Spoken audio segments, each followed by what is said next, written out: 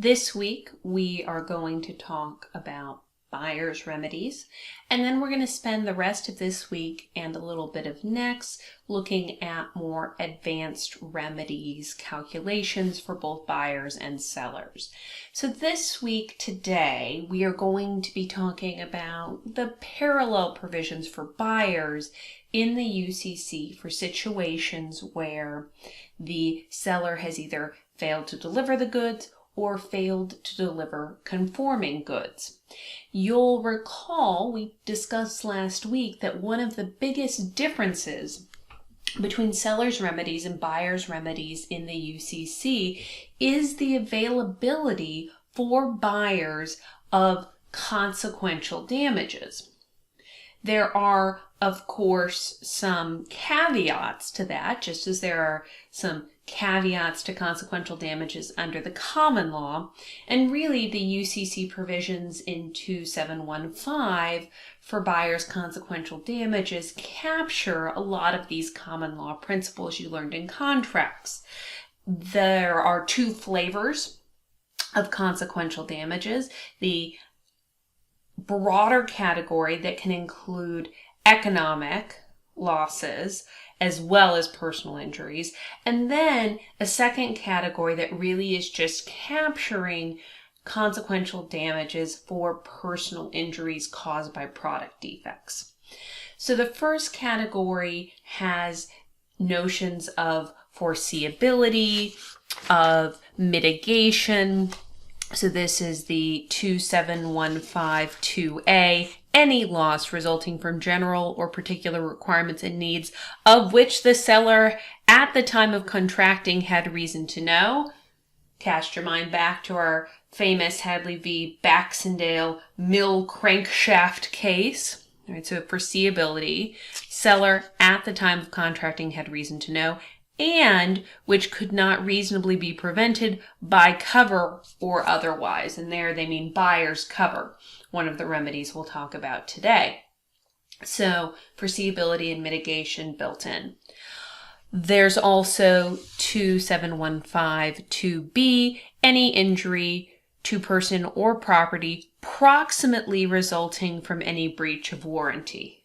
All right, so there's a slightly higher proximate cause standard, and it's situations where there's a breach of warranty, in other words, a property defect that causes an injury to a person. So we'll remember that distinction, right? That sellers don't typically get the consequential damages, but buyers can.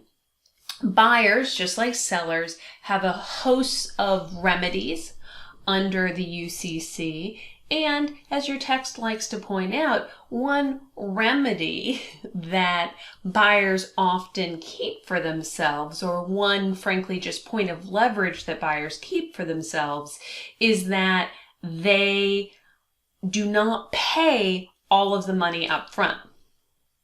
And so while one of the clear remedies that buyers have under the UCC is getting their money back, right?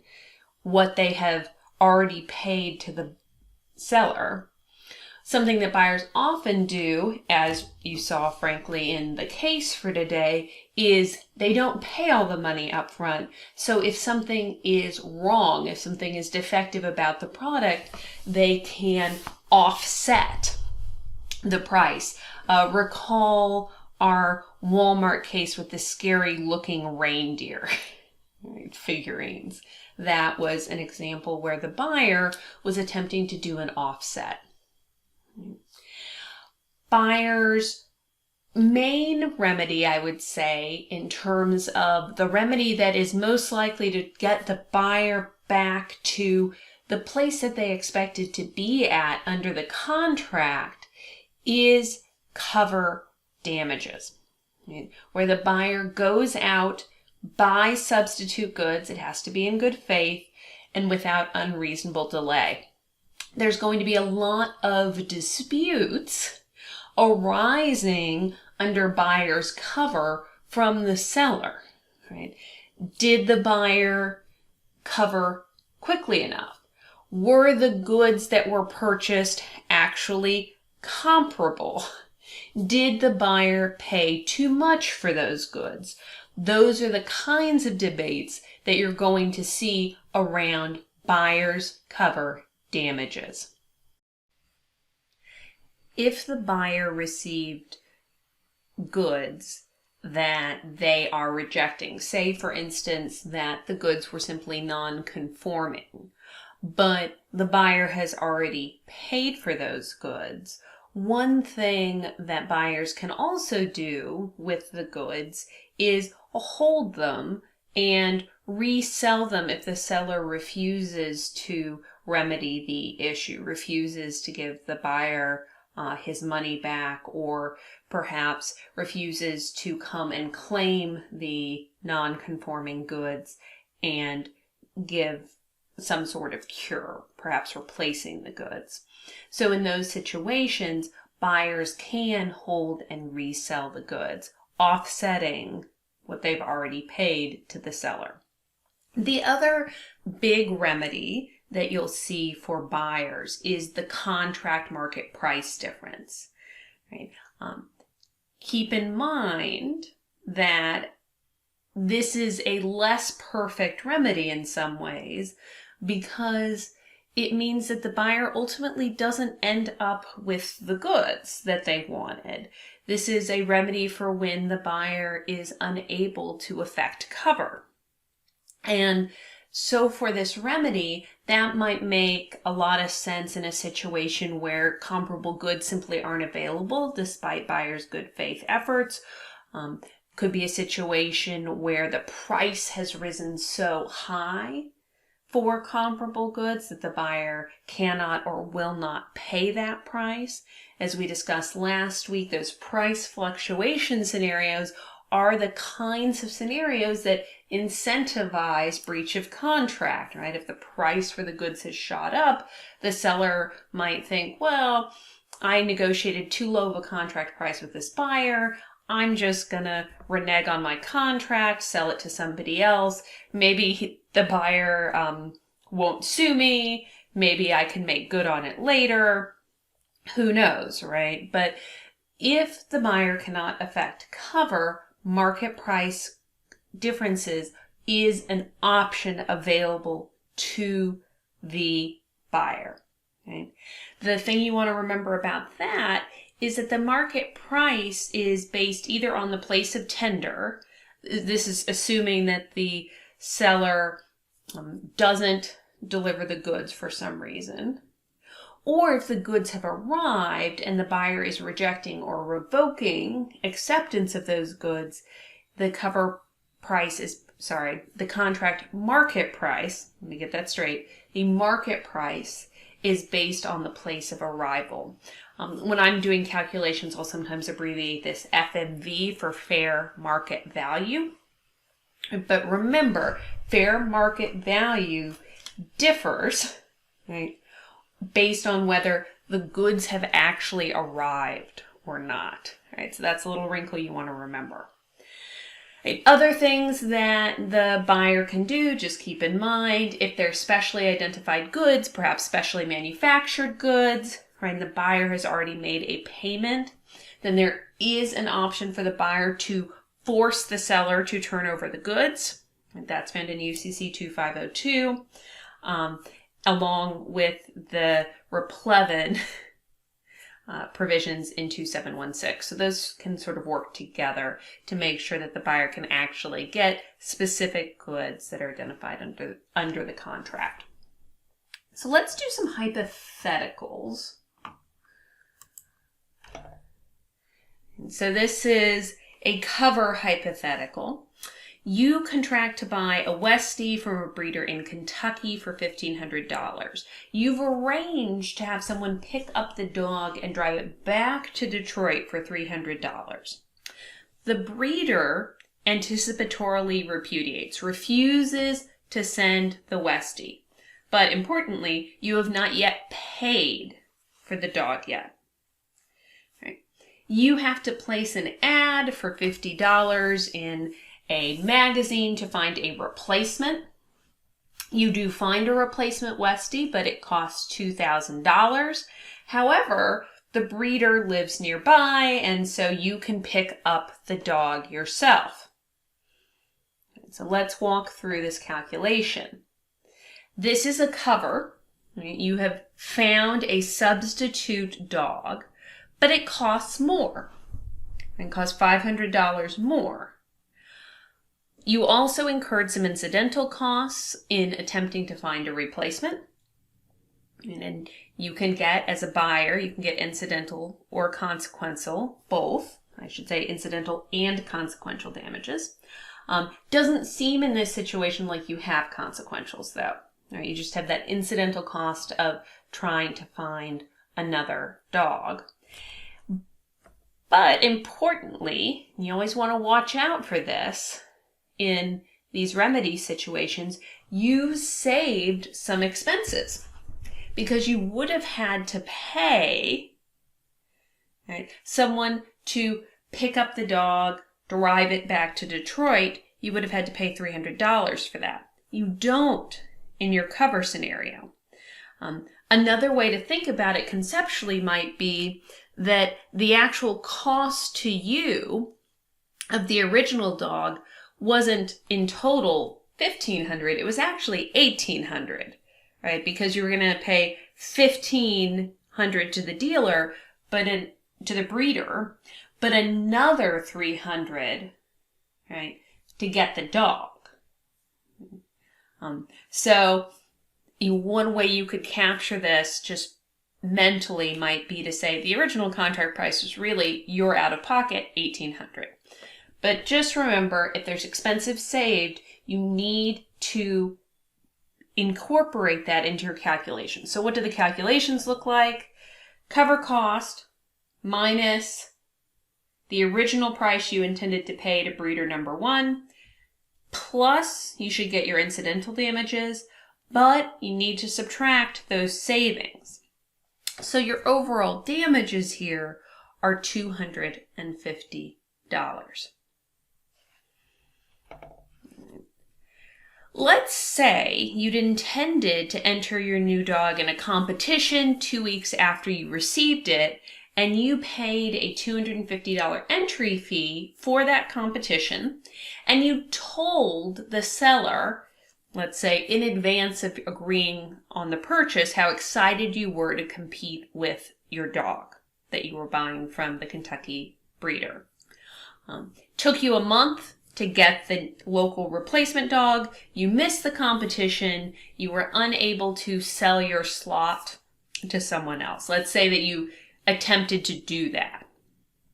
And so what do we have here? We have foreseeability under 27152A. You told the breeder, you told the seller, and you attempted to mitigate. So this now becomes a consequential damage to factor in as well, and that increases your overall damages from $250 to $500.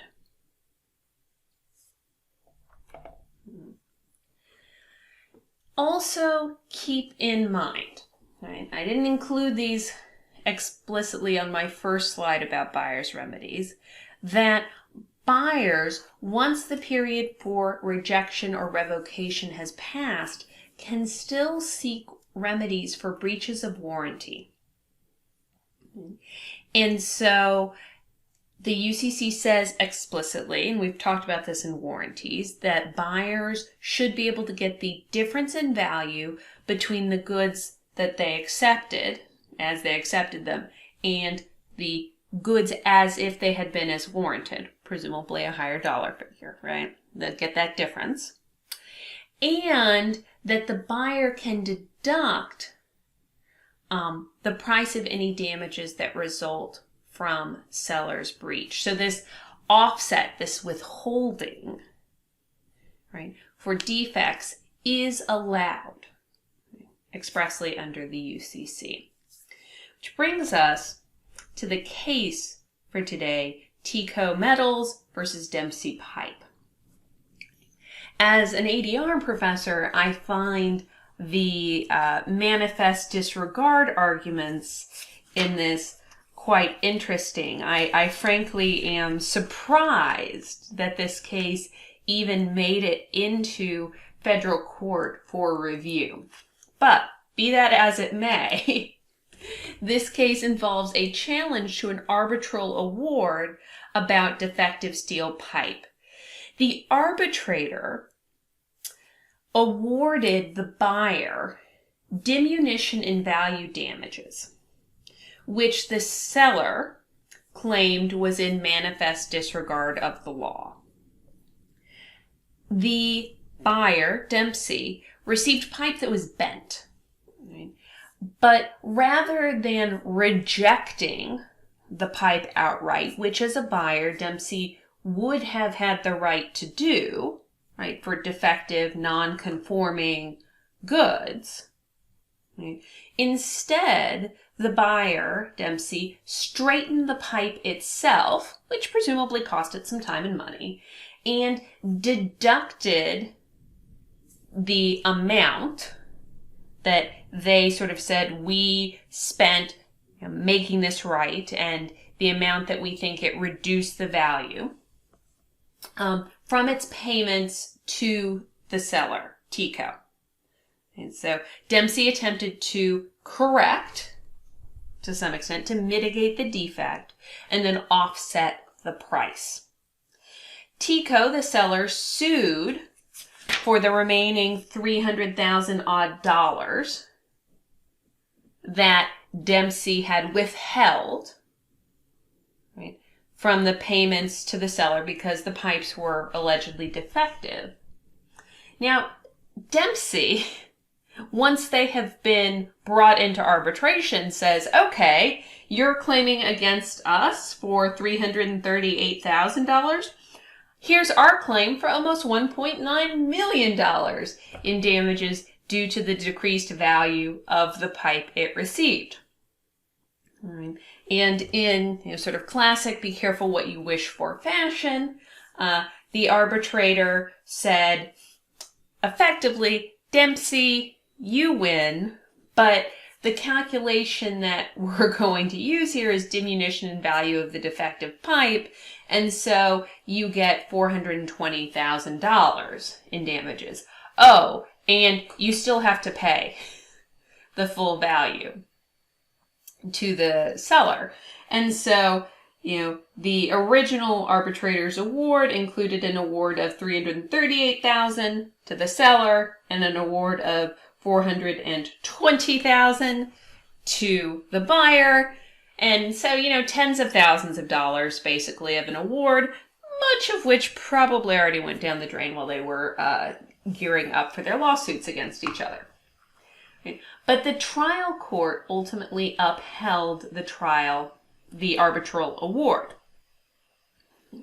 The issue now that we're out of our federal trial court and into the Second Circuit is the fact that there was a contractual clause in the seller's contract that said expressly, seller is not responsible for consequential loss or damages.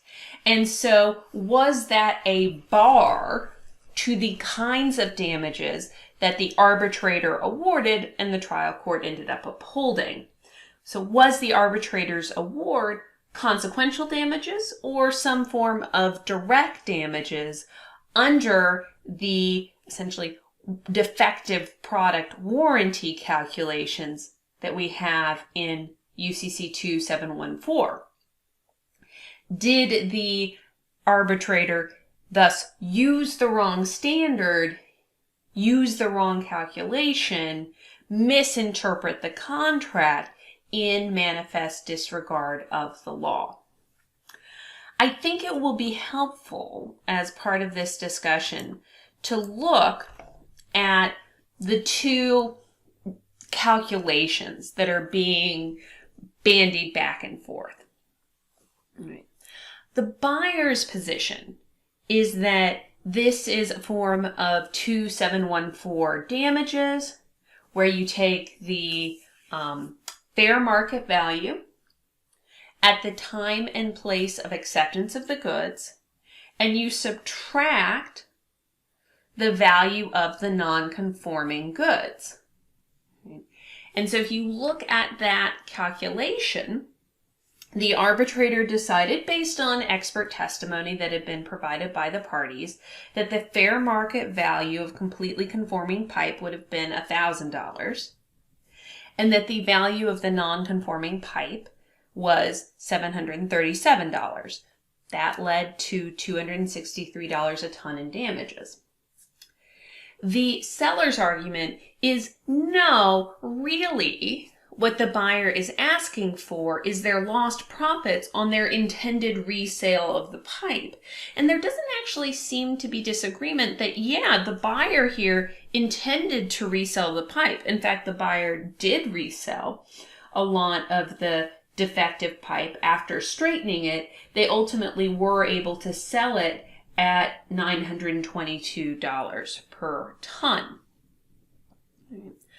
So the seller's argument is, no, this is really a form of consequential damages, and our contract specifically excludes consequential damages. And these are economic. Keep in mind, these are not personal injury damages. So that calculation would look something like, well, they expected to sell it for $1,000 a ton. The buyer expected to turn around and sell it for $1,000 a ton. The contract price was $780 a ton.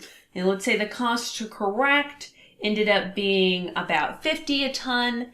And so their lost profits might look something like $270 a ton. Okay.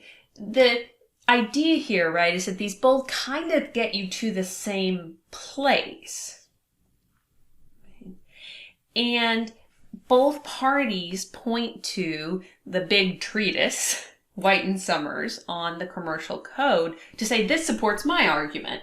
And ultimately, the court thinks that it's more supportive of the buyer's argument.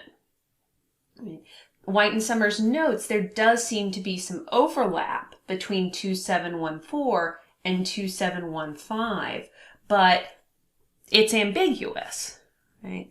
That you can have scenarios where these two situations look very similar. And so ultimately, because it is ambiguous, the arbitrator, the court says, is capable of resolving that question. Right? There hasn't been any manifest disregard of the law here.